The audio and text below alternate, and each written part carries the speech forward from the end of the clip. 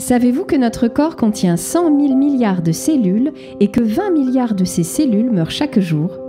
Elles sont bien évidemment remplacées, mais le renouvellement se fait plus ou moins rapidement.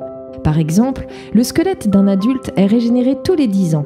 Les cellules du foie et des poumons se renouvellent tous les 400 à 500 jours. Toutes les 3 à 4 semaines pour les cellules de la peau.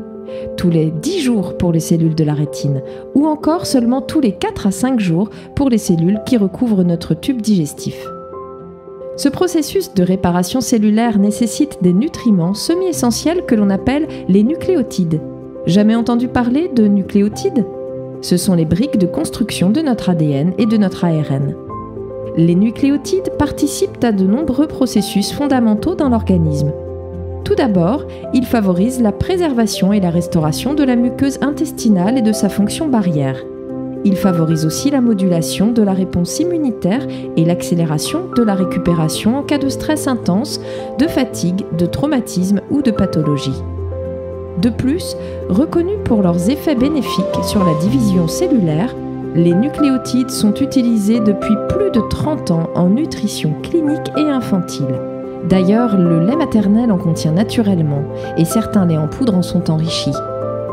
La création d'une cellule fait appel à 1 million de nucléotides. Malheureusement, la synthèse endogène ne permet pas d'assurer ce besoin.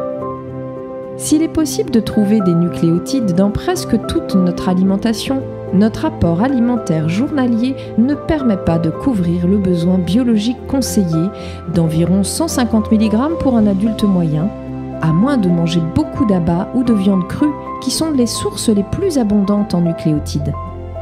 Pour répondre à ce besoin, vous pouvez tout simplement opter pour ADN Regen Nucléotides, une formule exclusive et unique, conçue à base de nucléotides d'origine naturelle qui ont fait l'objet de nombreuses études scientifiques pour la protection et la réparation cellulaire.